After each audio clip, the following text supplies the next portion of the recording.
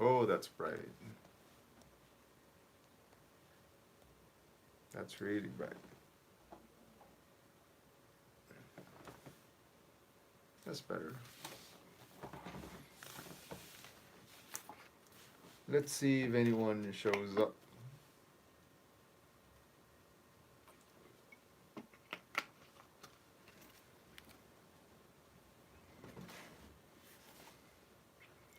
Is that you? No.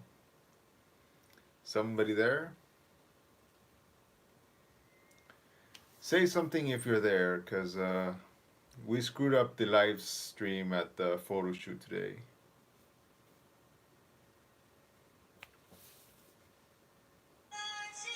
I told you to turn that off.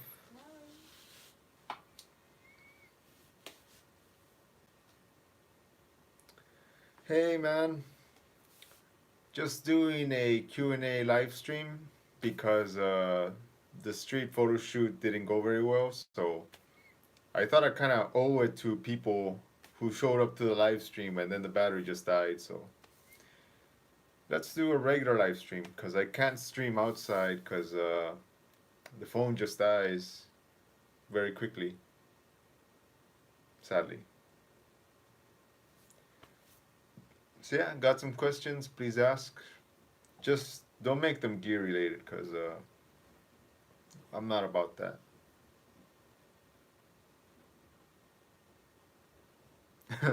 The next live stream outside is not gonna be until like June or something because yeah, you know winter here lasts a long time. And then once spring starts, it's just gonna be very dusty and not very clean air. But yeah. You know, I thought if I streamed at this time, there would actually be more people, but it seems like there's less. Or maybe it's because they don't know about the stream.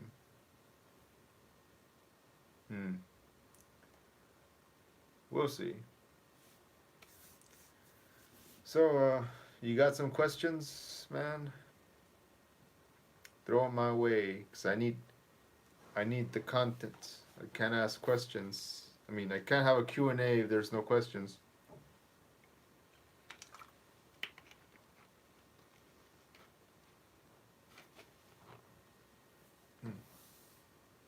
Cool, we got 3 people. 2. 1. Maybe this wasn't such a good idea after all.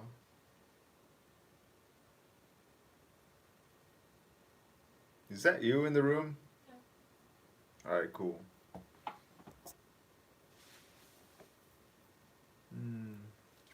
Alright.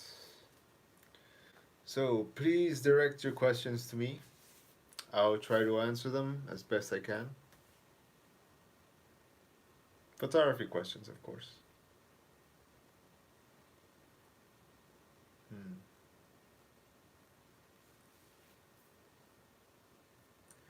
Yes, I am. Married, Korean. She's sleeping, kind of. Not really, just laying in bed. Right? Yeah, maybe you can't hear her. But living the good F6 visa life, you know. Cool, we got 5 people now. Anyways, been living here since 2011. You know, making a pretty good life for myself, I think. But maybe it's because I'm a loner, so it's like I don't really feel like I need to interact too many Koreans. You know what I mean? Hey Arnold, welcome to the stream. Sorry. Maybe I'm getting a little sick. You know, I spent a lot of time outside, really cold. I really made the stream because I wanted to apologize for the shortness of the stream. Hey, welcome, Rhaegar. Yeah. Because everybody knows I like to stream when I go shooting, but yeah, it's just not possible in the winter. I started the cyberpunk stuff like what 2000, late 2016, early 2017, something like that. Actually, maybe it was as early as early 2016. So I've been at it for a while, you know. And have you ever been to Berlin, Germany? Not yet. Someday. The thing is, Europe is really far away from me, so it's like really expensive. And every 2 years, I visit home, you know, Texas, and that itself is a very, very expensive trip. And between my trips home, I like to travel to a different country to take photos. This year is going to be Japan, so I'm going to Japan in like 3 weeks. The funds are a little bit kind of scrunched up because I wasn't able to save as much as I had planned because my camera died and needed replacing. But I told myself that I was gonna go and I wasn't gonna delay it anymore. So, yeah. Thank you, Milan. Can't see very well. Got the glasses. Actually, I'm growing my hair kind of long, as you can see. So the beanie helps keep it in place. But yeah, Japan this winter. I don't think I'm gonna be able to save enough to travel anywhere next year. And the summer after next year is I'm supposed to visit home. So I guess if I want to travel, I gotta work a lot, very hard. Yeah. Also, my main camera is almost 10 years old, so it might be nearing time that that one gets upgraded. Yeah. Well, the batteries die sometimes, you know. So every now and then the pink light dies. It's hard to deal with. And the other one I've had it for a long time. So actually, this YouTube light that I'm using right now, I got it from like the donations and the YouTube money. Uh, yeah, I mean it took a year, but I managed to get enough to buy a light, so it's pretty cool, you know. So winter, I'm going to be doing more of these kind of Q&As and editing live stream stuff because as some of you saw, camera just died if I go outside and can't stream if the battery dies, sadly. But yeah, there's a Q&A. Feel free to give me your questions. I'll answer them. Just let's not make them gear related, you know. So I want them to be like about photography and stuff. Yeah.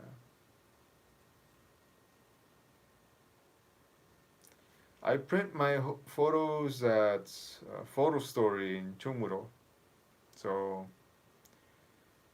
they have much better quality printing that I would ever be able to do at home. So usually I take a trip to Chungmuro, I get them printed. They do foam backings, and if people want to buy frames for them, that's great. Let's see, I think I missed something. Yeah, like I wish I had that luxury. Like Europeans can just cross the border into another country, right? Ride a train or something. Is there a plan to visit India someday? But you know, I'm not rich, so plane tickets are quite expensive.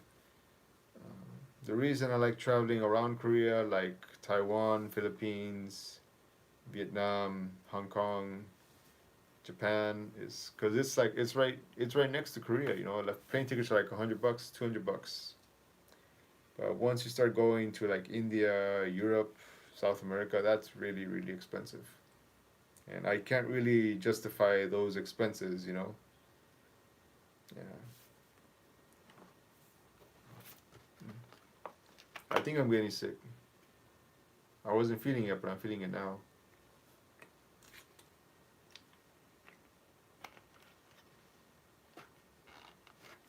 Oh, that light is really bright. I should lower it. No. That's fine. But yeah, I'd like to go to India someday. Just not anytime in the future. Not anytime soon. I think because it's just too much money.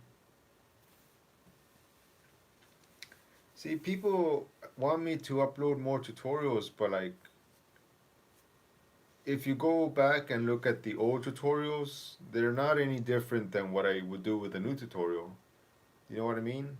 It's like everything I do, I already have a tutorial about it.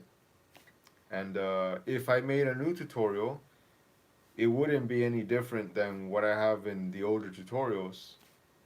So I tried doing that. Like I try to do more tutorials on some videos I already did, and people just accuse me of rehashing old content and blah blah blah. So really, there's nothing. No, there's not really any new tutorials I can do because everything I teach it's already out there. Do you understand what I mean? And people get mad when I make new tutorials. Are you trying out anything new in photography in 2020? Maybe. I'm thinking what I want to do. Because this year was all about YouTube. Like I wanted to focus on growing the YouTube channel, and I grew. I guess yeah, we're almost at 12,000, which is quite nice. I sacrificed a lot of stuff to focus on YouTube, and now since I'm getting more and more like exhibitions and things like that, maybe it's time to focus on writing a book or something, you know? Because I have a lot of photos. Like I have a ton of photos, and I've been going back through like old pictures and re-editing them and putting them in a folder so that someday I can hopefully make a book, a photo book, not a zine. I know zines are very popular here on YouTube, but I don't want a zine. You know, I want like a proper book that matches the quality of my pictures. So maybe like in 2 years time or something like that. I really have no idea how to even get started with that. Like how do you even do a book? Do I need money? Like do I need to put like a payment or something like kind of insurance money? Have you tried photography with UV lights? No. It's not possible for me because I live in the city and you can't even see the sky because it's so bright sometimes. You know what I mean? Yeah, welcome to the live stream. And yeah, to go to the countryside just to get away from the lights in Korea because Korea is very small, it's very hard. Just like no matter where you go, there's gonna be city lights, ambient city lights. But yeah, next year, photography wise, I guess I wanna spend a lot more time with infrared, but I do wanna make like more conceptual shoots. You know what I mean? Like, because currently the way I do things is I go out and I shoot a lot of photos, and I just spend like the whole evening shooting, or the whole night shooting at night. But I wanna kind of slow down and experiment more stuff. Maybe like double exposures with neon lights and maybe more light trails at night. But like, okay, these are all things I did when I first started photography. You know what I mean? But I want to go back and do them again, knowing all the things that I know now, and see what I can make with that. If that makes sense.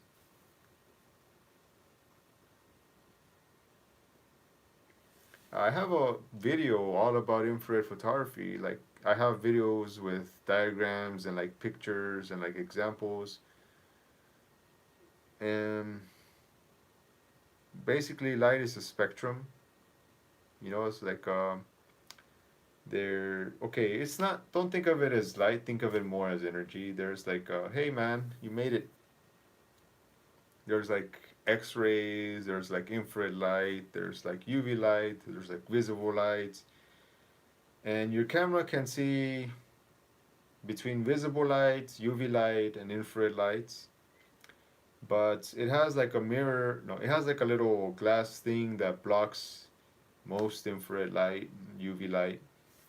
So with my infrared camera, I removed the mirror that blocks infrared light, and I had a mirror installed that blocks visible light. It only lets infrared light through, if that makes sense. Hey, no problem. Thanks for stopping by. So basically, that's why my camera captures different colors. Have you ever tried color filters on infrared cameras? Do they produce color cast like they do in black and white filters? Those filters don't work on infrared cameras because those filters only interact with visible light, and infrared light's on a different spectrum, so it's like you don't have a filter at all. Yeah, you can use some service like LifePixel or Colari Vision, or you can just go to what's it called, eBay, and search for old infrared cameras. That might be cheaper, to be honest. Like I know Colari Vision sells like this, like kind of those really small point and shoot cameras for like $70 or something, maybe 150. I don't know, but they're like ready to go converted full spectrum cameras, and they actually take really great images, like 12 megapixel pictures. That's more than enough for most people. You might want to look into that. It'll save you a lot of money. And if you think that you like infrared a lot, then you can have your camera converted, which is what I did. I started off with the Hoya R72 filter, and then I bought a converted camera on eBay that was 590 nanometers, an infrared camera. It only shoots at 590. Then I had that camera converted to full spectrum camera, which means I could put different infrared filters and try different spectrums. But then that camera died, so then I got a new full spectrum camera, like higher megapixel count and everything, and yeah, it's been great. I love it. But I got it near the end of summer, so then I couldn't really take as many infrared pictures as I wanted. But next year I want to focus more on infrared, because the plan is I want to make a photo book someday about night photography. Sorry. And if that book sells well or decent, if I can make as much as I put in at least, then maybe I could release a daytime book, like daytime photos of, so like a night theme and then a daytime theme. And if that goes well, maybe someday I could do like a book about night photography in Asia with all the different countries that I've been traveling to. Because, part of the reason that I travel is for this. I like to think long-term projects. Like when I did my Seoul time-lapse video that put me on Nat Geo, that took me 3 years. And now most people want results right away, but I think of things like as an investment. You know what I mean? So for me, when I travel to these countries, it's kind of an investment for my future. Was the camera death related to the conversion process at all? No, I don't think so. I think it's just electronics fail over the years. So that camera just like stopped turning on after a while.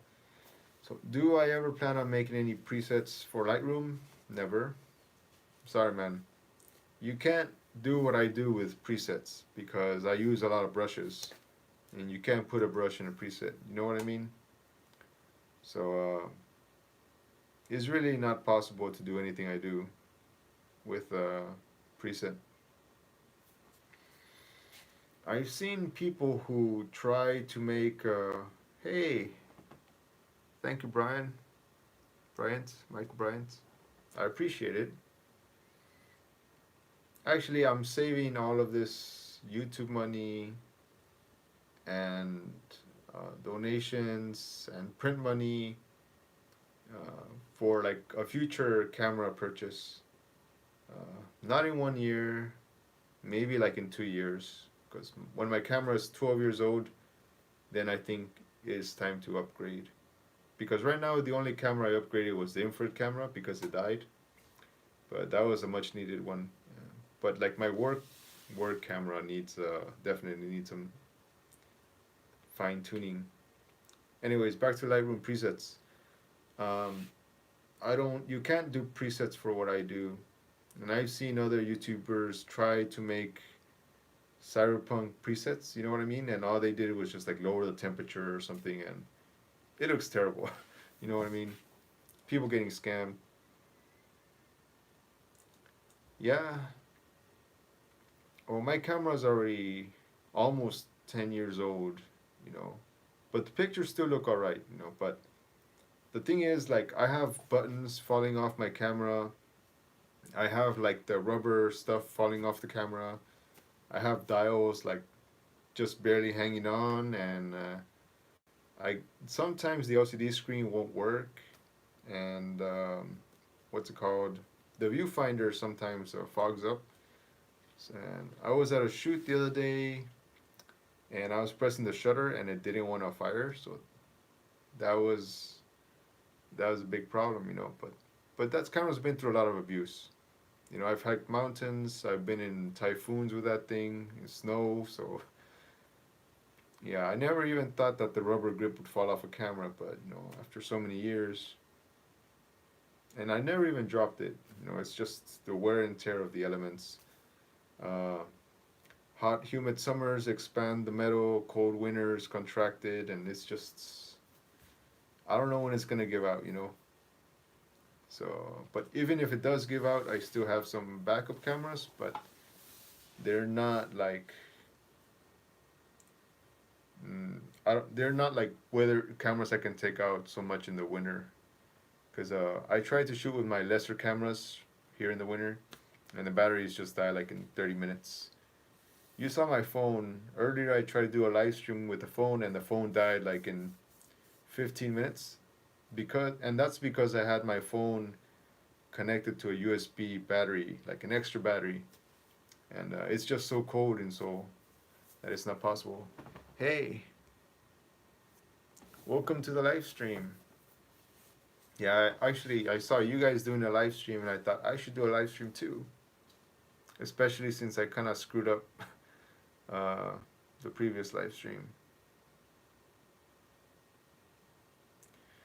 Yeah, like cameras fall apart over time, even if you are so careful with them.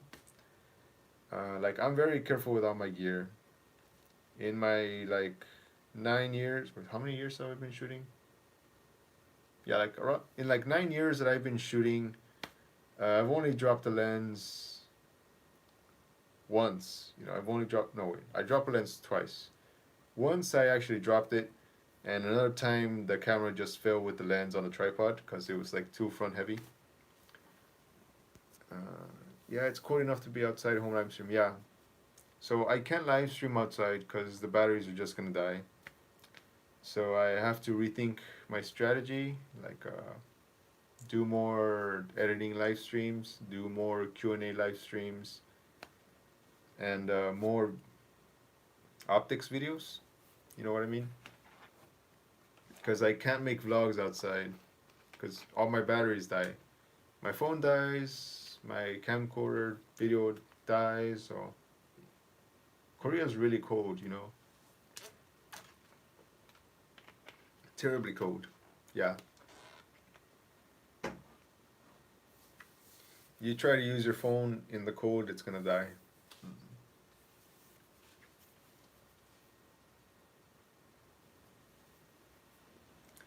Do you have any issues with your laptop trying to live stream and edit? None at all.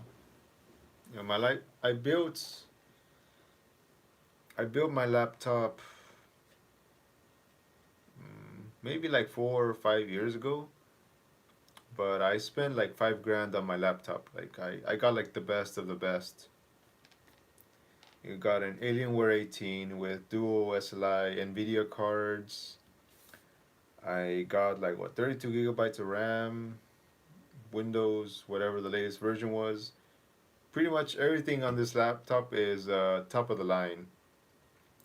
Yeah, it's gonna last for many years, you know, because I'm a gamer, so I need like the best for my games. But I also do a lot of video and time lapse work for companies, so like I need like really high end laptop. Oh no, they're internal, double SLI internal NVIDIA graphics cards, but it has like a cooling system. See this? That's a cooling system for the laptop. So you know, Korea is very small. Um, I would love to have like a full decked out PC, but the thing is that takes up too much space. Space I don't have. And at least with this laptop I can sometimes take it to work. It's actually huge. It's a very big laptop, you know. Just for reference, look at my hand. You see that? It's an 18-inch screen. I think it weighs like 8 pounds, 18 inches. So this laptop is better than most desktops that people have, and it can play every game at max resolution, even the games coming out these days. But it's my editing laptop and it's my gaming laptop, so probably one of my best investments. You know, I like to plan for the future, and it served me well. I had to get it fixed one time. It wasn't a major issue. It was just like the cooling on the GPU was not well installed, so I just had to have the cooling paste reinstalled. It didn't cost much. It was like $100. So, okay. Interested in VR? Not really, to be honest. I mean, it's cool, but I think it would hurt my eyes, you know. Here, I don't know. I think it's around midnight over here, but it was nice having you, man. Very appreciated. I'm glad you watch my videos. You know, I'm glad people watch what I do, and I will live stream more often. You know, these days I used to play lots of League of Legends and World of Warcraft. PC games I haven't really played much lately. Like the last game I played was the Phantom Pain. You know. Yeah, man. Thanks for watching the rants too. um, I was hoping to get Resident Evil 2 and play during the winter, because usually during winter is like my gaming time, because summer I'm out shooting all day, and winter I'm just kind of stuck at home.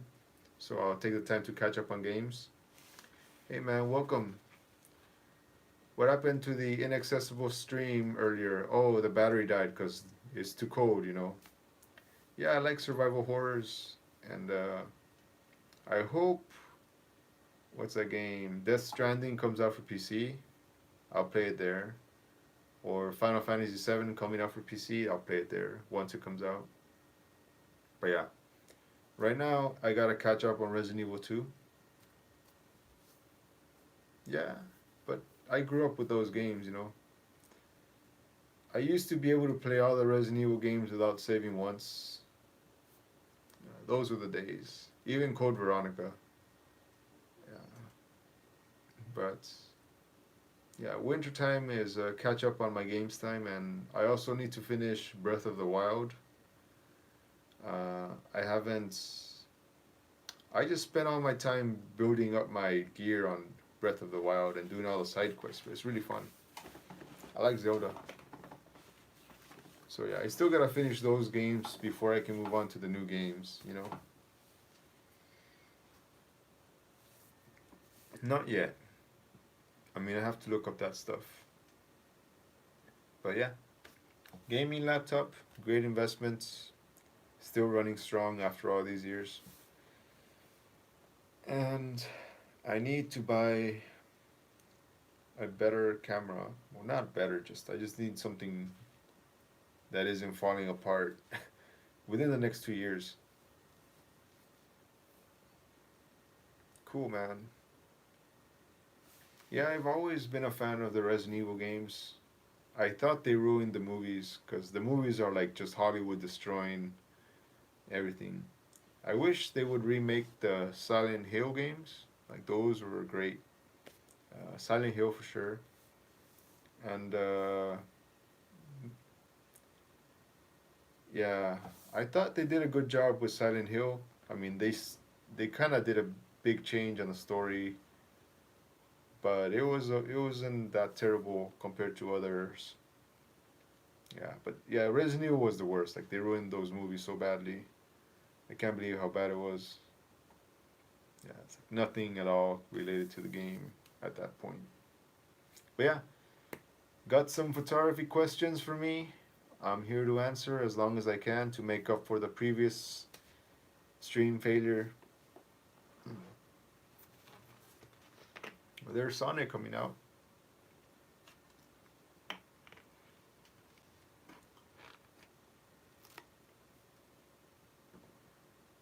Are you a screenshotter when playing games? No, I don't think I have to because when I did play lots of games, oh, okay. When I did play lots of games, I would stream on Twitch or on YouTube for like my League of Legends games, for like a different YouTube I had, but I don't do it anymore. And then I could just go back and just take a picture from that video if I wanted. Is there any brand you hate, camera brand? Maybe Sony. I don't like Sony's, to be honest. Like to me, Sony isn't even a camera company. They're more like an electronics company. Do you know what I mean? Like I'm not even sure if Sony even makes their own glass, to be honest. But you know, Sony cameras have a lot of they have a lot of features. You know, they try to pack as much as they can into a camera, but like I don't think the cameras are actually well built uh, to last. Like I don't even have a brand affiliation. Like I have Canon cameras, I have Nikon lenses, I have Fuji's, I have Pentaxes. I use them all. You know, even Minotas, Mamiyas, and all of that stuff. And I even had some Sonys also, and mm, the Sony was like my least favorite, you know, because it like kind of broke really easily. Uh, so yeah, I'm not a fan of Sony cameras. Like maybe they'll get better at it. I'm not talking better as in spec wise, like oh better specs. I'm talking like better build quality. Especially condensation is a big issue with that camera, like those cameras. Like in Korea, it's so common to go from like a warm restaurant to like the cold, freezing winter, and then go back into a nice warm restaurant. And that builds up a lot of moisture in the lenses and inside the cameras too, and it just ruins the electronics. So that's like my biggest issue with them is they're not, to me they're not built to last. You know, I don't know if people can agree with me on that or not. Take my opinion because it is an opinion with a grain of salt. Uh, yeah, no problem. You get your food, but yeah, I'm just not a fan of the Sonys for that reason. Maybe they work better in different countries. Yeah, enjoy your food. Okay, do you have the optimal way to store vintage gear, protect it from fungus, mold? Sometimes I give them the UV light treatment. You know, just put them under a UV light for a few hours, and that kills any mold and fungus. You know what I mean? You can buy some desiccant. Like you can go to a convenience. No, you can go to like a hardware store and buy some desiccant. desiccant is like kind of, it looks like salt, but basically it absorbs the moisture from the air and it dries up stuff. So if you're like in horticulture and all that, you put some desiccant, you put a screen on top, and then you put your plants and it like dries them up. It sucks up all the water. Yeah, it's basically silica gel. And you can have like a Rubbermaid tub or something with this desiccants or silica gel, and that'll keep your lenses nice and dry, like completely dry, like just sucks up all the moisture. And every now and then put them under UV light or give them some sunlight or just shoot with them in the daytime, and they'll kill any fungus, you know. So it's really not as hard as people think, these older lenses.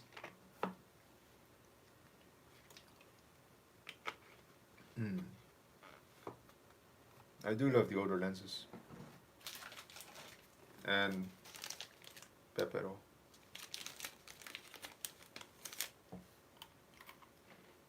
Yeah. Summer is here, really humid. Especially what? Daegu, Daejeon? Is that where you're from? Hmm. But you know, I shoot in the rain all the time. I just give them the UV light treatment and some desiccant. I don't know how to say that word. And I've never had a problem with fungus or anything like that.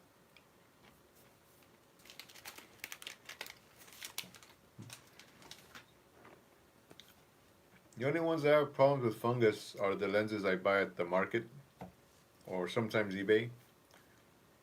Because you buy lenses with fungus on eBay, they're like usually like half price. And the ones I buy at Dongmyo Market, they're really old. They need some cleaning. So the reason I learned to clean lenses was because I can buy them for like half price and then fix them. Um, Occasionally I bought some and then fixed them and then sold them. It's a nice side hustle, you know. Mm. Very good. Any more questions? Hmm. I was hungry.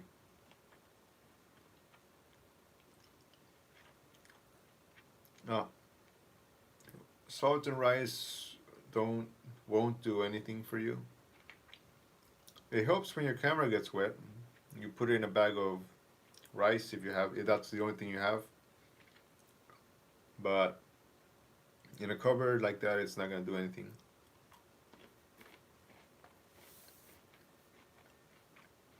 How to get into photography? Hmm. When I was a high school student, I used to always have a disposable camera with me. My friends used to skate and I used to skate.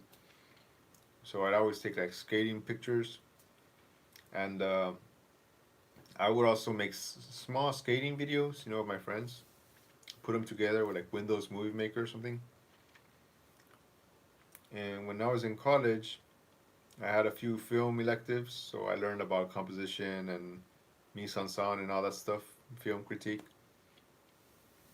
When I finally finished college, I had my camcorders and my B cameras, and I would make travel videos about Korea. And I bought a DSLR so I could make better videos. You know, get the depth of field and all that. And from there, I started getting jobs in like magazines, like photo shoots and videos. And at that point, it was just kind of paid product photography. And one day, I took a trip to Taiwan, and I was at the beach, and I just took a picture. When I got home, it was really cool picture. Like the girl was just looking out into the ocean, perfectly composed and everything. And I knew about composition from film, but I never tried it with pictures so much. So I wanted to get better at that. And then I started studying photography books. And at the time, the only YouTubers I knew were like Digital Rev, Yeah, that was like the only one, digital rev. Maybe, maybe the art of photography, I think. And then from there, I just started taking lots of pictures. I was doing mostly landscapes and cityscapes and time lapse for a few years, and uh, then I just started doing the street because of the pollution in Korea. So now I do mostly street, but I still do paid weddings, events, and all that kind of stuff. Hey, welcome. Have you ever tried shooting infrared on film before? I'm thinking about trying it out, but I have no idea what I'm getting into. There's so many possibilities and outcomes. I would love to shoot infrared film. The problem is I don't know where to get it, and I don't know how to process it. That's the biggest problem. And I'm a little short on the money these days because of all the stuff that's been going on this year, like the camera they need replacing, the upcoming trip. That's pretty much it. There's some other stuff along the way. So, not sure when I'll get to it, but infrared film is something that kind of belongs on this YouTube channel because that's what my channel is about, infrared, night photography, like anime stuff. So, someday I'll get to it. Probably next year. And probably after March, when the financial stuff has settled down. What happened to the photo shoot earlier? It got stuck after 15 minutes in. Oh, the batteries died. Because right now it's like negative 11 degrees in Korea, like negative 11 degrees Celsius. And the batteries just die like that. I had the camera connected to my USB battery, but it just died, you know. It's like usually my phone will give me a warning, like it's got like 20%, and then it says it has like 10%. It didn't even give me a warning, it just died. So that's why I can't do photo shoots in the winter, and that's why I don't go out shooting in the winter, because the cameras just die, you know.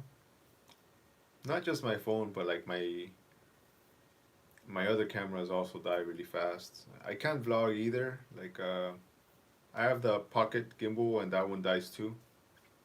So everything just dies. We gotta do indoor stuff like Q&As, editing, the optics videos, which I hope you guys are watching and enjoying. They're not the highest production quality, but I think they get the message across. You know what I mean?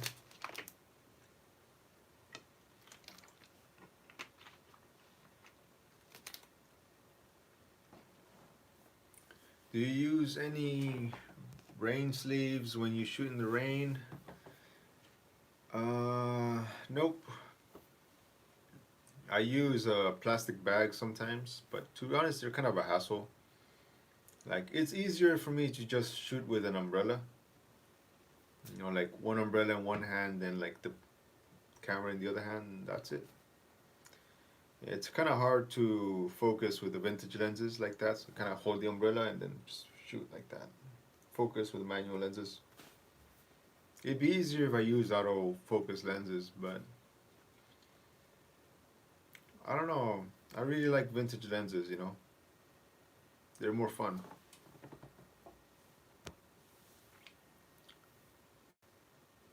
Yeah, it really is. But yeah, if if you guys are interested in the science of photography and optics and light, then feel free to check out those videos. Yeah, umbrellas are a pain. Like, I wish they. I mean, you know, they have like those umbrella hats, but they're only like this big. So I wish there was like a big umbrella hat. I would totally buy that, to be honest. Yeah, like I wanna. I know there's a German channel that talks about the optics of photography. I try to watch them, but there's no English subtitles. Even with the auto-generated ones, it just don't understand a thing. But the thing is, with those videos, they're like 15 minutes long each. there's a lot of talking and rambling in between the actual diagrams or pictures they draw, and I want my videos to be like easy to understand concepts that build up on each other without any BS or extra talking stuff. So each video is gonna be nice and short and to the point, maybe some repeating, but the point is I want people to be able to understand easily. Oh, I saw the rain shields. Uh,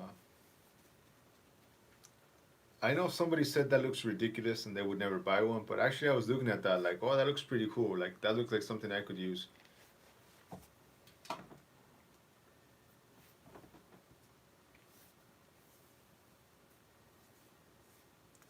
Oh, that sucks, dude. I hope that wasn't my fault. Well, it's okay if I think if a lens gets rained on, you just put some desiccant and put it in a box for like a week. And the desiccant will suck all the water out. Or you can learn to fix lenses like I did. But yeah, like since I use mostly vintage lenses, if one of them got like a lot of water inside, I just open it up and clean it, no problem. Mm.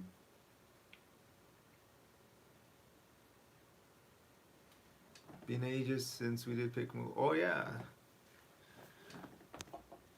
thanks. I appreciate it.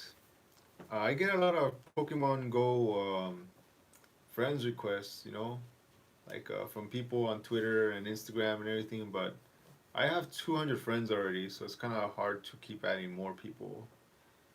But I haven't been able to play Pokemon Go with the Korea group because they're always so far away. They want to play in Gangnam or something. I'm like, Gangnam's like an hour away, hour and a half.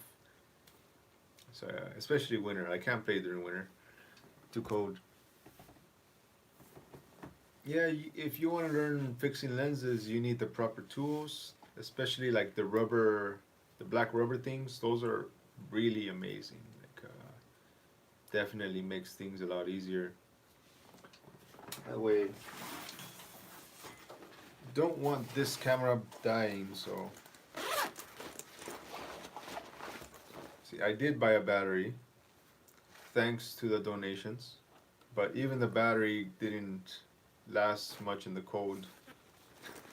It's funny because the phone was full charge and this was mostly full charge when I started streaming. It still died.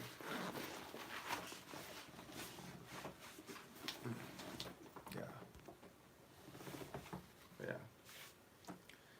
Have you got any questions for me? Please shoot them my way.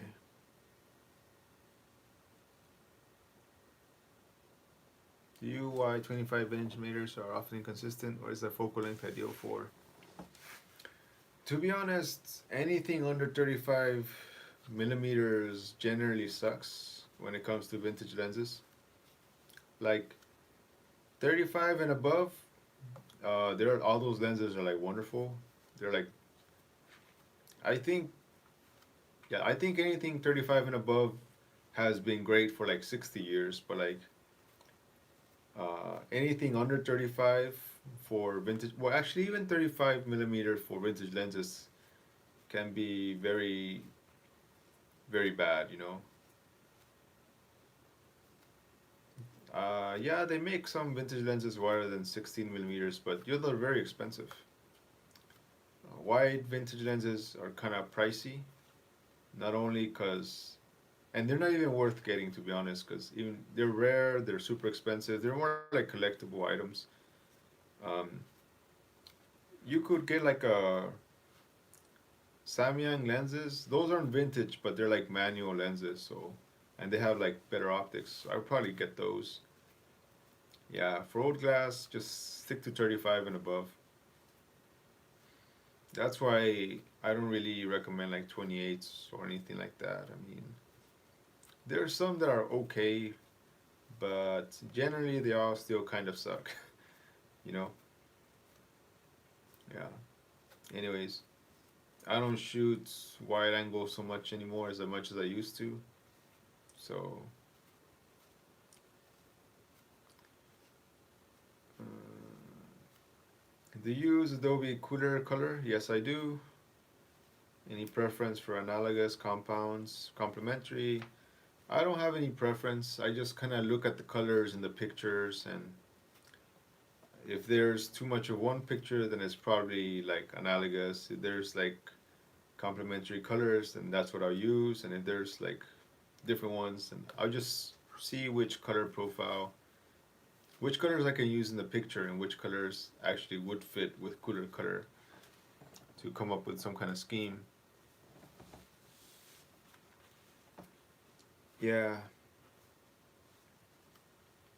But actually, I don't mind chromatic aberration because you can just remove it in Lightroom, like the remove chromatic aberration feature. Oh, you want the top core video? Wait, let me get to the other question first. Do you have any plan for tomorrow? Probably stay home because it's really cold, and go to the gym in the morning. That's about it. Any updates on the top core video? Maybe I can do it tomorrow or the day after tomorrow. I really like Topcon lenses, Many people don't know about them, but back in the day, Japan had like more than 200 camera companies, and probably one of the three top main ones were four is like Pentax, Nikon, Canon, and Topcon. But Topcon was such a short-lived. They were I don't want to say they're as good as Leicas, but they were really up there. They were even better than Nikon, in my opinion.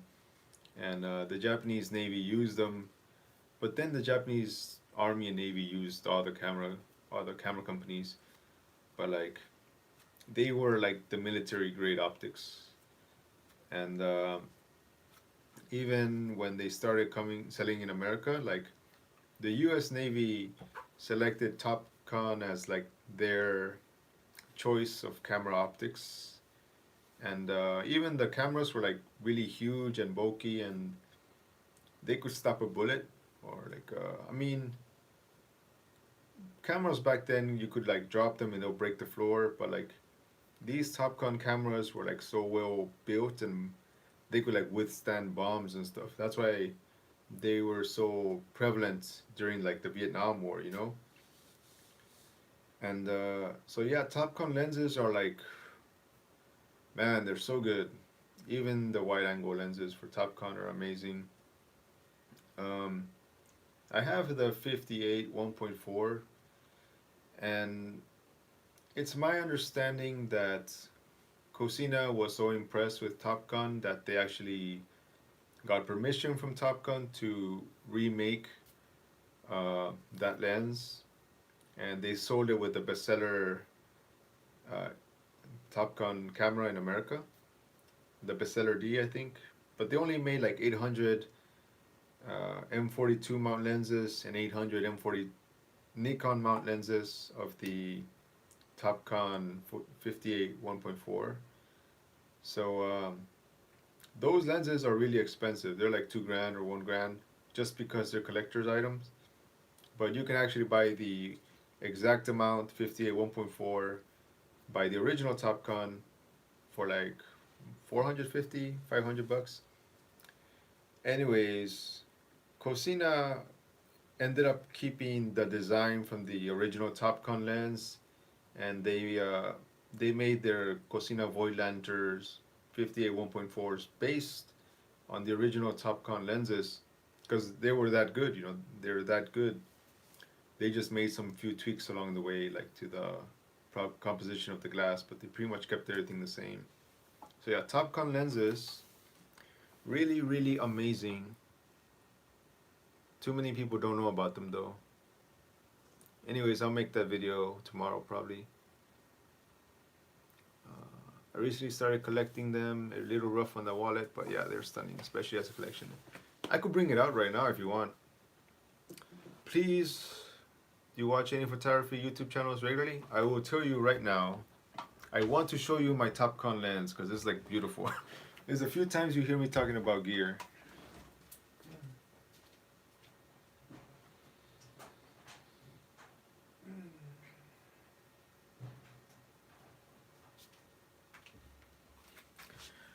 I really like this lens. It's beautiful. So this is, let me see, you can see it very well. I don't know if you can see it very well. The RE Top Core 58mm 1.4. This lens is really, really beautiful. See? It's even got like the blue coating and stuff. Yeah. These Top Gun was like the Zeiss or the Leicas of Japan, in my opinion. And it's just really, really well built. I mean, listen to that click.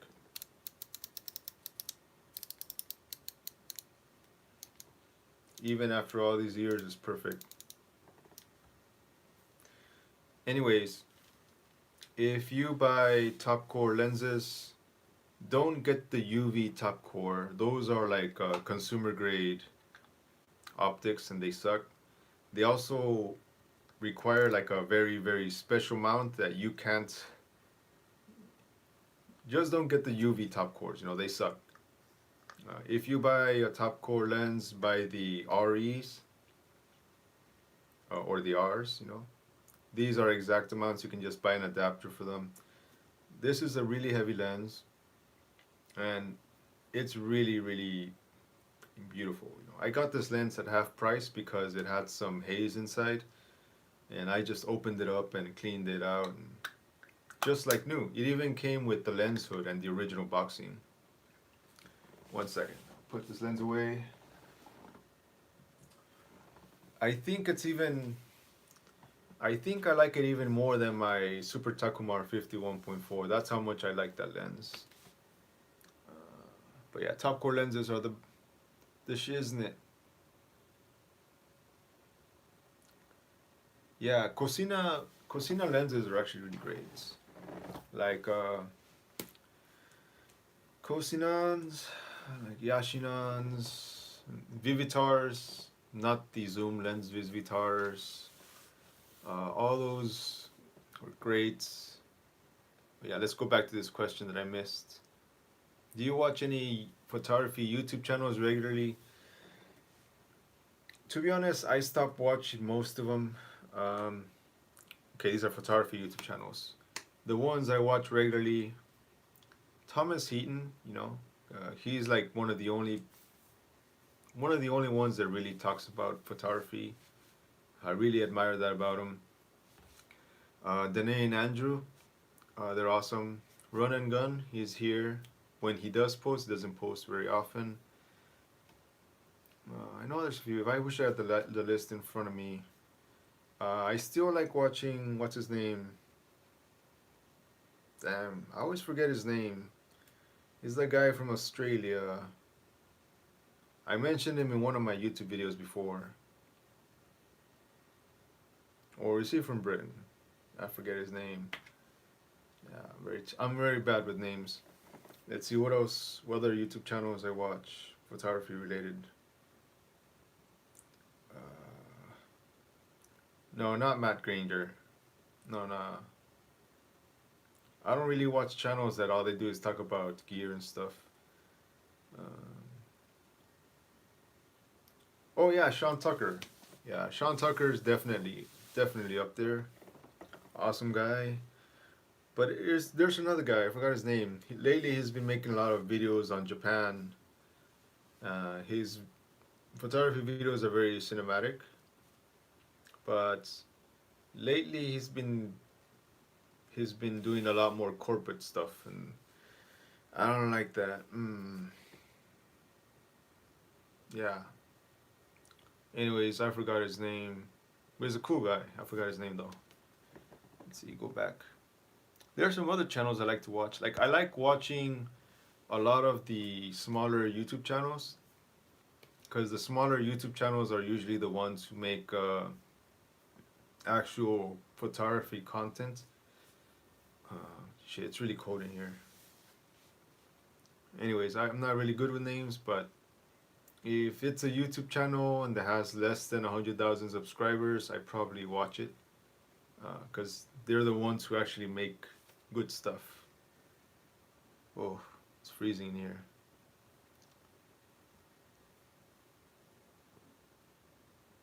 Let's see, did I miss something? Oh yeah, whatever video I watch, Noe already left a comment. That's right. What do you think of social media influencer culture? I hate it. To be honest, I really hate it. You know, it's I mean, I was born like in '87, you know, so it's not quite Gen X or Z or the boomers, but it's still kind of like a mix in between where you have to like kind of work hard for your stuff. And you know, some people consider me like an influencer. I mean, not on YouTube because I don't have like a huge following, but like on other social media. But I really don't want to be called an influencer. You know what I mean? Like I'm just a photographer, and I just take photos. And people want to know my opinion on stuff for some reason. Like it doesn't matter what I think. That's what I think. Like I don't care what some influencer thinks. You know, I care what a professional thinks.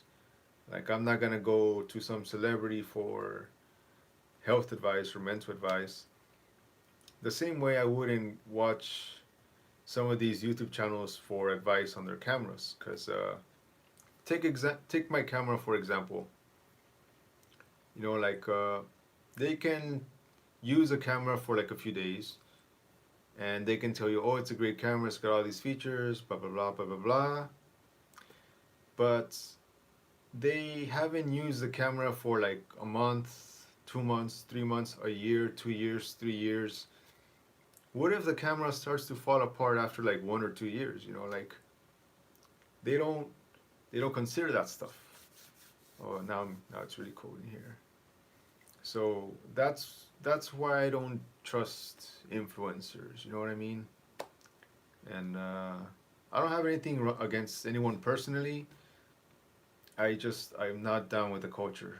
Shit, it's getting cold. Let me get my jacket. Please wait.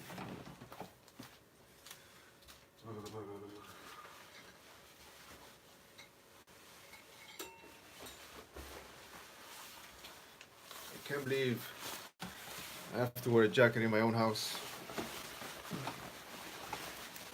Really heavy one. Yeah. So yeah. Oh yeah, Sweet Lou. Sweet Lou. I love Sweet Lou's stuff. That guy is great videos. He always makes like some really creative stuff. Oof. But yeah, the thing about influencers, I think people always need someone to look up to. Like people want that kind of life, and when they see someone living that kind of life, they kind of wanna. Yeah, I love Mick Millman's stuff too. Like um, what's the other guy's name? Something memoirs. He has like a podcast. That guy also puts out some good stuff. But anyways, back to the influencer thing. People want someone to look up to, someone that lives their dreams for them, and they want to be like that person, you know. So some people just need like an idol or something to keep going. That's what I think. And I didn't grow up like that. I always grew up like you gotta be like a self-made person. I don't really look up to anyone, you know. Just you gotta keep being the best version of yourself and not like idolizing other people. But maybe I'm just like more towards the older fashion. You know what I mean? Shit, why is it so cold in here? Yeah, I don't find most of the videos that the big YouTubers put out very interesting. Uh, there's one big YouTuber, Jessica Kobesi. She makes really good videos, I think. And I think part of the reason is that she's so big is that she actually knows what she's doing. You know what I mean? Yeah. By the way, there will be snow in Seoul this morning. Really? I'm not gonna be awake at that time. But yeah, I always comment on mixed videos because that are pretty awesome. And yeah, shoot me more questions. Questions my way.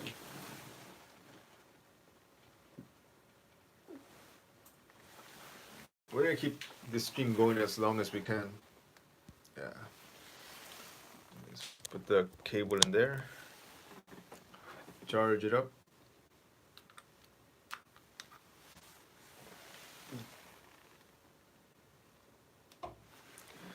But yeah, keep those photography questions coming so I can answer them.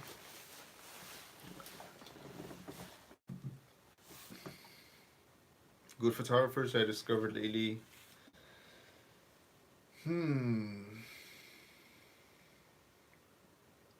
Not lately. Lately I've been so focused on myself and my work and doing the things I do, you know what I mean? Thanks, Big Blue. I'm really happy to hear that. One of the goals of my channel was to get more people to visit Korea because it's so underrated. But I wake up, I go to the gym, come home, go to work, come home, edit or make a video or go out shooting, come home, edit, and that's pretty much what I do every day. So I don't really have time to be checking out others. Don't worry, man. And y'all check out Running Guns videos. They're pretty great. I recommend them. Even though he doesn't upload as much as he should. But yeah. I guess when I first started this channel, I really looked up to all the big YouTubers and all the people on Instagram, you know, for like, wow, they're doing like amazing things. And the more I saw what was actually happening, the more disillusioned I became, you know what I mean? So since then I just kind of started focusing on myself, you know, kind of this idea that no one's going to help you and you can only help yourself. So sometimes I look at other people for inspiration, but to be honest, I just want to focus on myself and my work and the people that come to me. I don't like chasing people or trying to be their friends or trying to get anyone's attention. I just want to take pictures, you know. I just want to take pictures and share them with people who like them. That's really all I want to do. Like one of the things that sucks about like having a following or a lot of people that are looking up to you is that everybody wants to meet you, everybody wants to talk to you, everybody wants you to go to their events, and really I just want to take pictures, you know what I mean?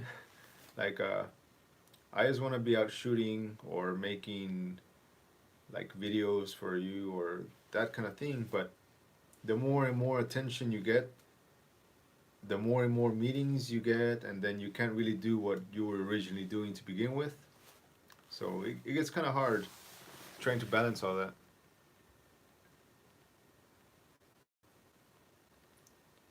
Yeah, like idolizing heroes.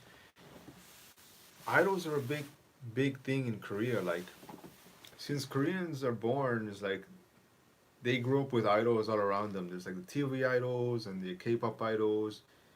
Everyone has someone that they want to be like and someone that they aspire to be like. And I've just never been down with that kind of culture. You know, I always tell my students like, you're pretty good as you are. You know, they have this idea of what perfection is, and they feel bad because they're not like them. So that's the same thing I feel with like influencers. Like I think they just make people feel bad for not being like them. You know, and I never saw the point of watching people enjoy their life, swimming in a big pool or driving fancy cars or something like that. You know, it's not for me. Asia in general really lively at night, the epitome of a city that never sleeps. Have you ever been to other parts of Asia? Certainly.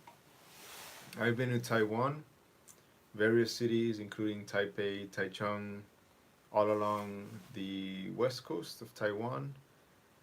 Um, I've been to that city where they film, where they that's based on the Ghibli movie. I forgot the one with all the lanterns everywhere. Spirited Away. I've been to Hong Kong and the areas surrounding Hong Kong.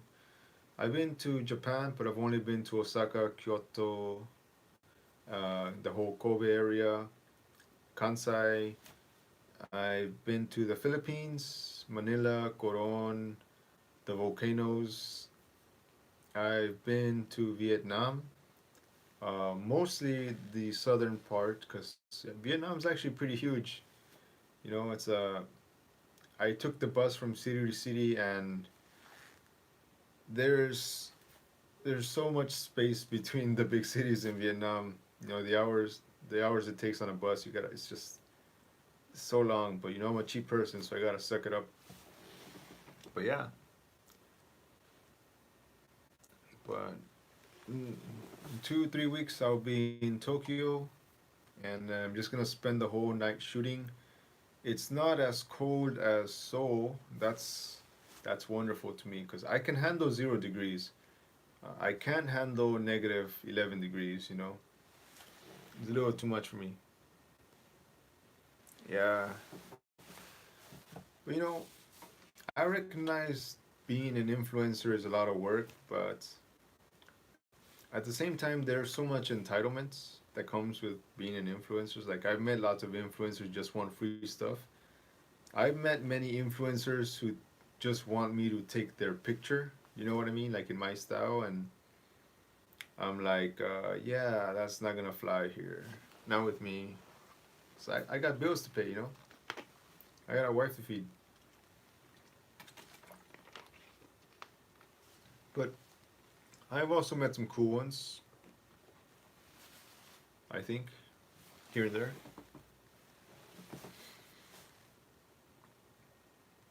Yeah.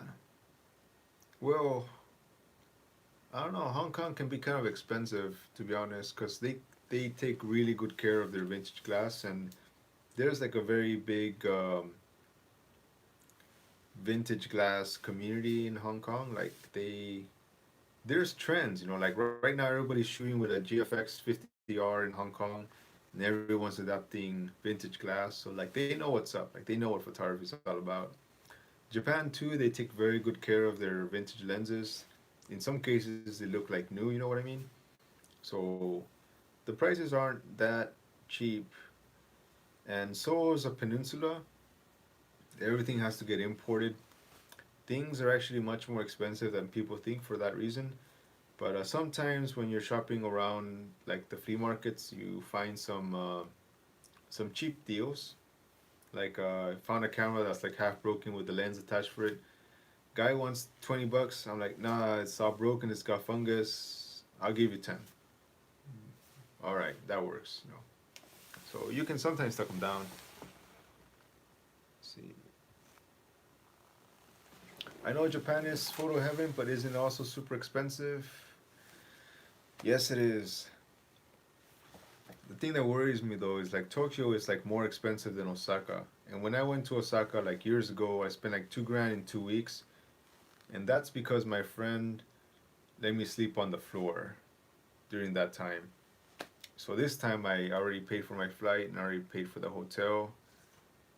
I only have about 800 bucks to spend in Tokyo. That gives me around 400 a week.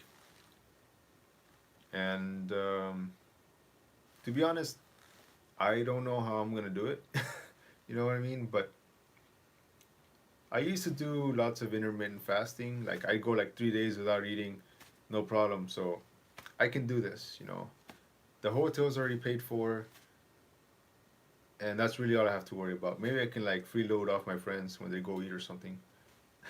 I think that's what I'm gonna do. And lots of convenience store food, but that's no problem. Consider it like um, like a diet, I guess. You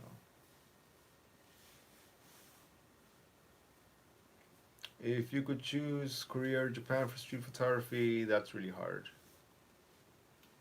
Maybe Well, I don't know. I spent 9 years in 8 years. Oh yeah, 9 years in Korea. So I feel all Korea'd up. I need to get some Japan for my photography. But yeah, like it's easier to come to Korea because it's cheaper and you could do a lot more. But if you go to Japan, you could do a lot less because of the money. Yeah, I'm gonna have to eat at 7-Eleven pretty much every day.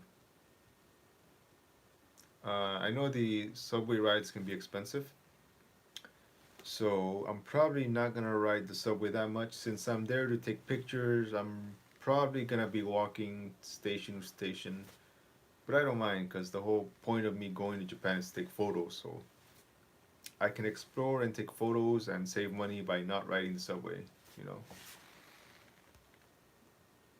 Mm. But yeah, that's the plan. Go to Japan, take many photos. Few years later, possibly make a book about Asia. I'm gonna be there 2 weeks. 2 weeks in Japan on $800, 400 a week. I don't know if I can live stream Japan. I mean, I'm going to get data at the airport, maybe 2 3 gigs, but I don't know if I'll have any data to spare some live streaming. If I find some Wi-Fi, maybe I can. I can do like a Q&A, but I'm not sure I can that I can live stream the way I stream in Korea. Um, I think for me, Japan would be better just because I'm so used to Korea, because I've taken so many pictures of Seoul.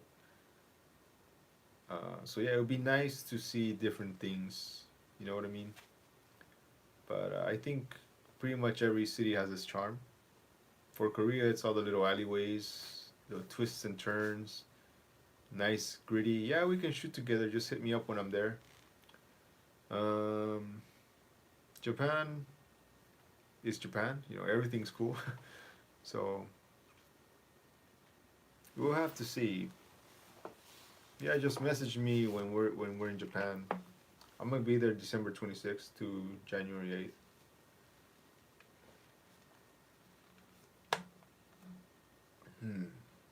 It's good water. It's influencer water. It costs 99 cents.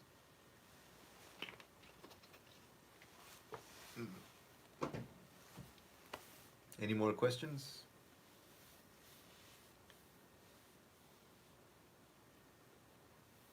My flamingo still alive? Yeah, it's still pink. Yeah. Keep the questions rolling. Did I miss one?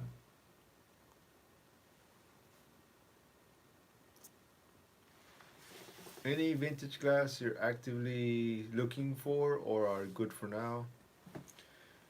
To be honest, there's one vintage glass I really like, I really want, but I can't justify buying it because it's kind of expensive. And right now I don't have the money, and I'm probably not gonna have the money for the next 2 years while I save up for a camera upgrade. It's the LTM Top Core 50 millimeter S. No, Top Core S 50 millimeter. I think it's f2 or f3.5. No, I'm pretty sure it's f2. Yeah, that's L39 mount lens. There's M42s and there's M39. Uh, but yeah, that's a really, really, really nice lens. You can look it up on Google. Um, what? Okay. Wife's getting mad. Gotta lower the voice. Yeah. Once again, you can look it up. It's the Top Core 50 millimeter um, f2 Top Core S. Yeah, it's one of those rangefinder lenses, but supposedly it's like a copy of a Leica lens or something like that. So it's supposed to be like really really good, like really really sharp. Also, I'm not one for sharpness, but I heard this lens combines the best of both worlds. Uh, the beauty of vintage glass plus the sharpness of modern lenses. So I really want it, but I can't afford it, sadly. Someday, I think. I really want it. But yeah. How many percent of photos you actually take make it to the posts? I shoot a lot, you know. It's like one out of every 25 pictures or something. One out of every 30, 35 photos is like what I consider like a good photo. Which is not bad. I think that's pretty good. So on a good night, I'll get like 3 or 4 good photos. And like a night where I shoot all night, I'll get a few more, but not always, just that's like the average. Yeah. Top con lenses, really cool. I think people like them.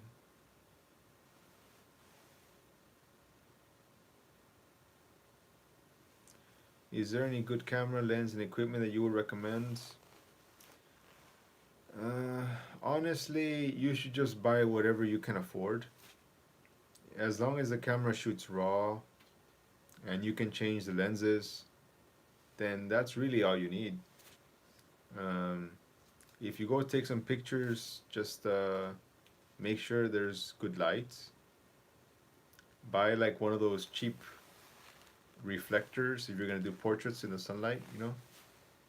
And if you're gonna be shooting at night, just buy like a cheap flash or something. And that's it. You don't need to buy anything expensive or pricey, or you just need a camera that shoots raw and you can change lenses, and you're good to go, I think.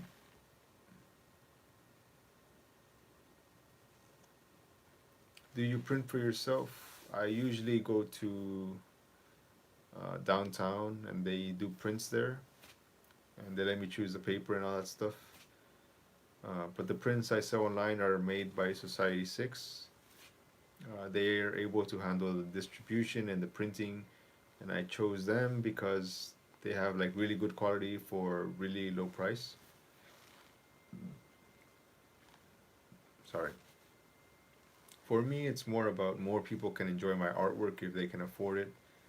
Not so much like, oh, I'm gonna sell one expensive print and make lots of money out of it. It's more like more people can enjoy my prints, even if I don't make much profit from it. You know what I mean? But there's more people that can enjoy my art. Do you do any content aware fill? I only did that when I did landscapes and cityscapes, but I don't do so much of that these days because normally street photography is as it is. You know what I mean?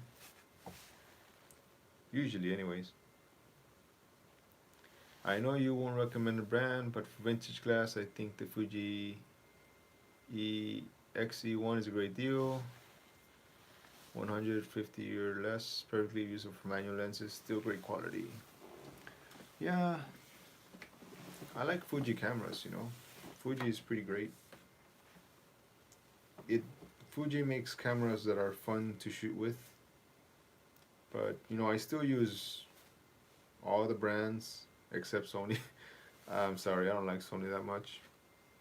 I mean, if other people like them, that's fine. I just personally, not for me. But yeah, I like the Canons, I like the Nikons, I even like the Pentaxes, I like the Fujis.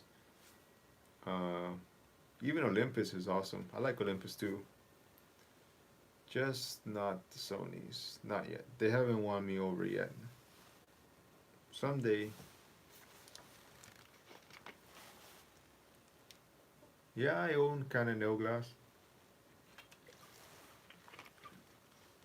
I I also own Nikon glass and Pentax glass and Voigtlander glass and insert camera brand glass. You know what I mean?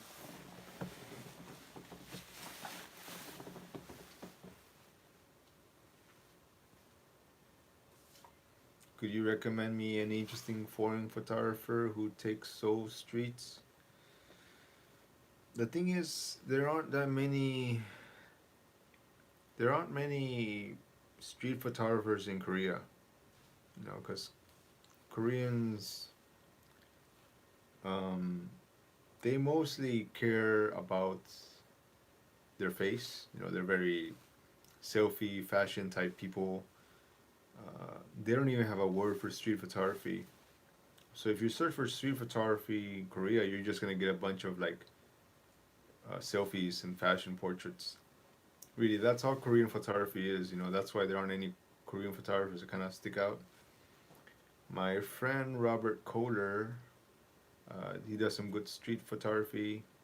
It's all foreigners, you know. James Lucian is my friend too. Cloud is also one of my friends. You can find their Instagrams on, if you check out my Instagram profile, you'll see them pop up a lot. Isidious, he does kind of pictures my style too. Not that many. Yeah. What is your opinion on Sigma lenses? Sigma. I don't know. I'm not crazy about them. I'd probably recommend a Tamron over a Sigma, to be honest. When I first started, I had a Tamron lens. It was pretty good, even though it was really noisy. I tried the Sigma art lenses, and I wasn't really impressed. And they also cost as much as a Zeiss, so like, why would you pay so much for one lens when you can get like a Canon EL lens or Nikon lens or a Zeiss lens for the same price? You know what I mean? That's what I think. But in the end, you can buy whatever you can afford.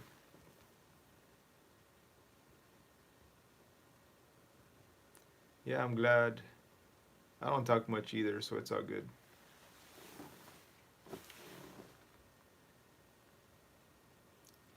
Yeah, I looked him up. I like the real SLR Robbins videos, and I left a comment the other day like, "Are you still in Seoul?" And he kind of replied like in a mean way, or I don't know if he meant it in a mean way. It's like, so I felt kind of bad. Like, this is why I don't reach out to people, you know. So anyways, I still like his videos though. How did you get into photography? You know, I never really wanted to be a photographer. I studied to be a teacher. It's just one of those things that happens over time, you know, like I have depression, you know, I need some kind of creative outputs. Otherwise, I just kind of spiral. So I'm always making something, videos, or taking photos, or even writing. I used to write a lot. Because I used to teach college writing, believe it or not. I used to teach at a university. And no, I just slowly started to gravitate from writing to making videos, and from videos I started going more towards photography. And I know it doesn't show this much on this channel that I used to make videos, but I used to make good videos, you know.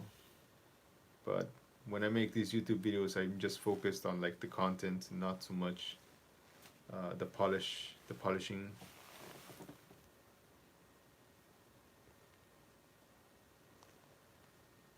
I mean, Sigma's alright, I suppose, but not for the price.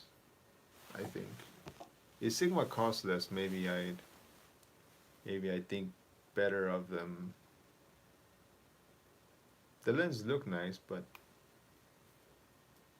I'm not convinced. Yeah, Sean Tucker's a cool guy. Like I I don't know if I annoyed him or something. I just asked him like, "Are you still in Seoul?" And he was like, "I already answered that question" or something like that. And I'm like, "Oh, okay, dude. I'm sorry, you know." And he did like the ellipses, the like three dots after like I already answered that question one, two, three. And like, all right, this guy doesn't want me to bother him. Cool, it happens.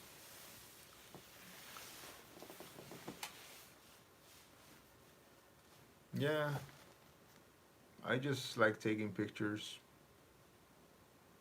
It's all I want to do is just take photos, you know. Even if nobody saw my photos, I'd still take photos. Questions? Keep them coming.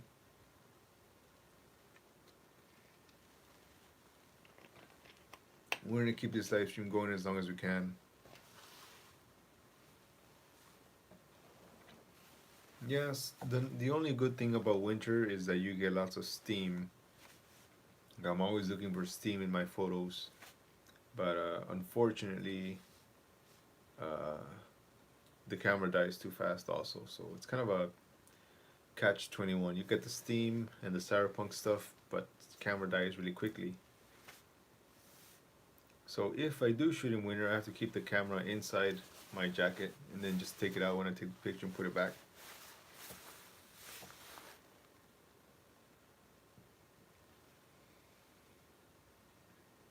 $16 Tuesday in Seoul. I'll have to see it to believe it.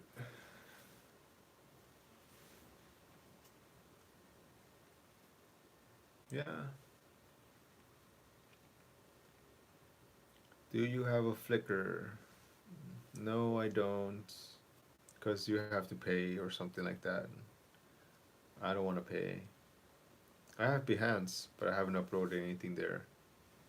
I've been meaning to upload my photos on Behance, but I don't know. It just seems like a lot of work since I already do Instagram and Tumblr and Twitter and Facebook pages and YouTube and Pinterest. It can be a lot sometimes. You know what I mean? But that's kind of what it takes. You know, putting your work out there, getting some jobs here and there, and making videos. You know, it's a lot.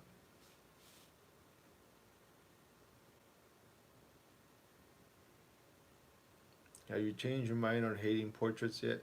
No, I still don't like portraits. It just seems very boring to me. Like, okay, you just stand there, let me take your photo, pose. All right, yeah, that's cool. And yeah, that's the way portraits are for me. It's like not very exciting. To me, almost all the portraits look the same. It's just like somebody posing with a different light. I know some people love portraits, but to me, it just seems very boring. Like I could never get into portraits, even if they're like cyberpunk style portraits. It's not really my thing.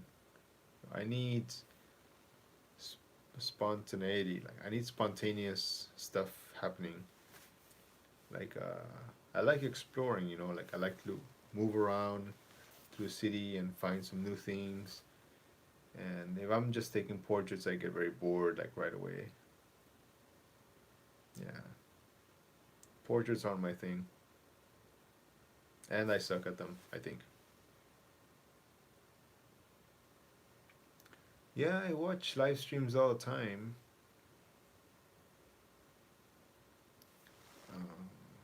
I watch as many live streams as I can here on YouTube.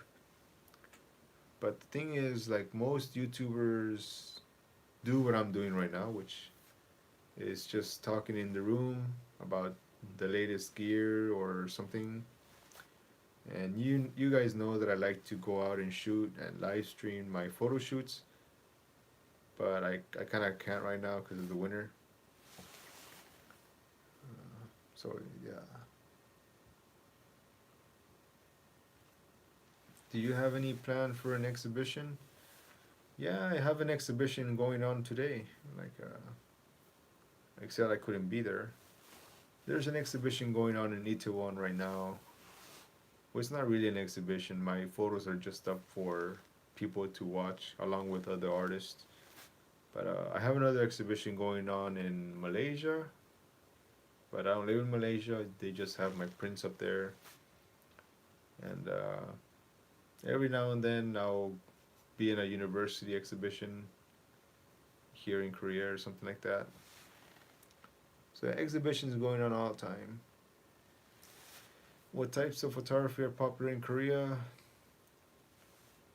Portraits of girls in skirts, portraits of girls with flowers, portraits of girls doing cute things, and portraits of girls wearing fashion. That's pretty much the only photography you see in Korea, except for my stuff. Did you ever exhibit in Busan? Not yet. Maybe someday. I don't have many connections in Busan, that's the thing. But frankly, I worry because if I had an exhibition in Busan, they would want me to go to Busan, and that's a lot of money. Money I probably won't make back.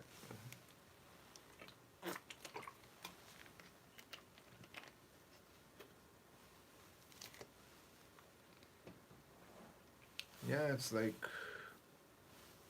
Korea is all about. Well, I mentioned it earlier. They have their idols. You know what I mean? Like they always want to idolize somebody, especially like cute, hot people. So I don't know.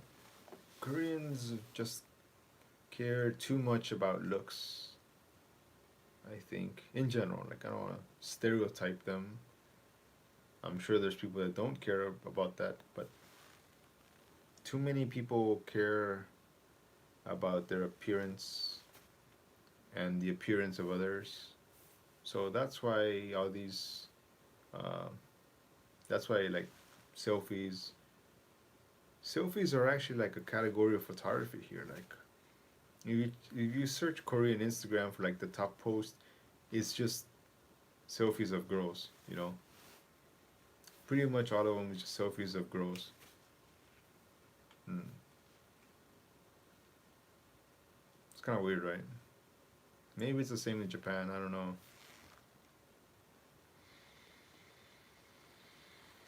Do you have any following in the Korean community? Not really. Most Koreans don't like my pictures because they think it makes Korea look bad. You know, it's like I even have people on Twitter or Instagram message me like, "Why you only take pictures of dirty Korea, like alleys and hooker areas and bars, blah blah blah. You make Korea look bad. Take photos of girls in dresses or the palaces or flowers, blah blah blah."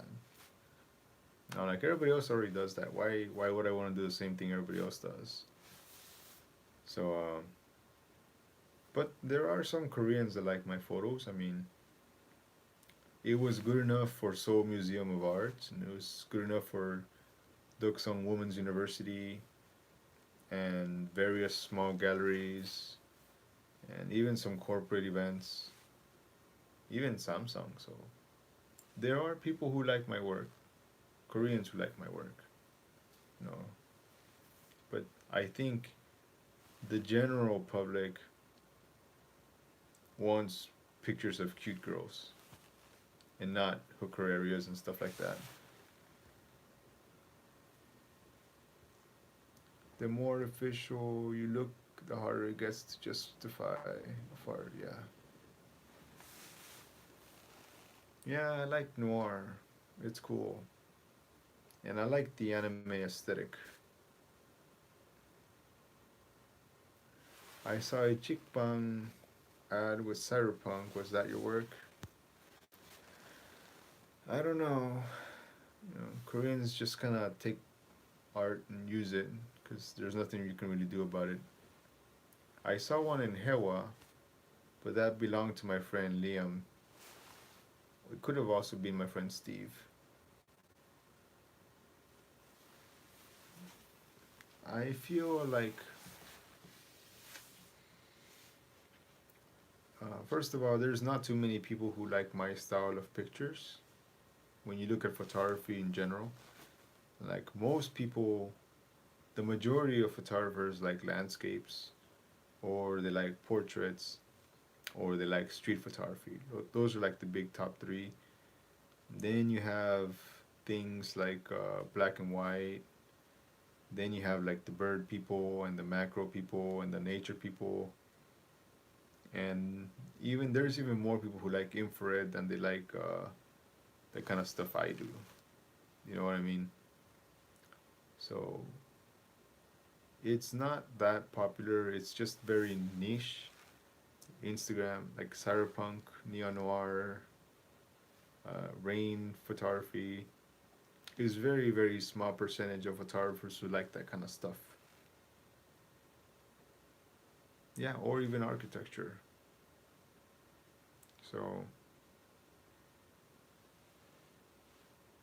yeah, it sounds pretty bad when I say it like that. Like not many people like this kind of photography, but some people do, and I'm glad for those who do. Yeah, there was a time when people started catching up on cyberpunk stuff. You started seeing everywhere. And there's also that other YouTuber who made some cyberpunk videos. He copied all my tags too. Yeah, that kind of annoyed me. Mm. But I don't know. I don't like when people do that. Oh yeah, leave your comments, questions.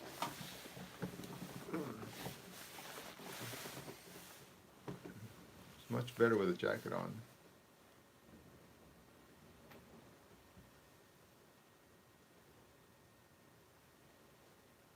Huh? You need to use the computer? Okay, 5 minutes. Alright, we got 5 minutes. Oh yeah, Spoon Graphics did a cyberpunk video, but he made it way more complicated than it should be. Like, I mean, it was like 15 minutes long. You gotta do all this like Photoshop stuff. Like, hey man, that's way too complicated. All you need to do is like use Lightroom, do a few color changes, and you're done. It's like, why do people gotta complicate it so much?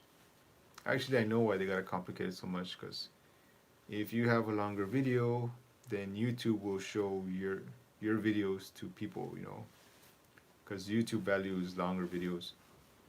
Actually, I've known this for a while. Like, if I made my videos like unnecessarily long, like 8 to 10 minutes long, then YouTube will promote my channel more. But I don't want to do that. I don't want to have 10 minutes of bullshit and like a few seconds of information. So that's why most of my videos are like 3 4 minutes long. You know what I mean? Uh, which sucks. But I don't want to. I've said this before. I don't want to be like the other YouTubers. Like smash that like button, useless information, buy my shit, blah blah blah blah blah. I don't want to be like that. Even if it means my channel is not gonna grow, it's cool. Like I don't mind. Small channels is fine. But yeah. Uh, just 1 second. Yeah. Yeah, I'm just doing my own thing. There was a while when where I actually tried to grow my channel and do what the best practices are. And honestly, I hated myself for that. Uh, in the long run, I know I would have hated it even more for not being myself. But I think just being yourself, even if you're not a very popular person, even if you have some controversial stuff to say, I think that's the best thing to do, because then in the end, people who follow you will follow you for who you really are and not for someone you're pretending to be. It's okay, man. I gotta go too. Wife has to do stuff. Anyways, thanks for joining the makeup stream. I'm sorry for my camera dying earlier. That's why I'm doing the stream, to make up for that. I'll make that Top Gun video maybe tomorrow or something. This weekend for sure. Sure. I've been to Manila. Gotta love the lechon. Anyways, see you around.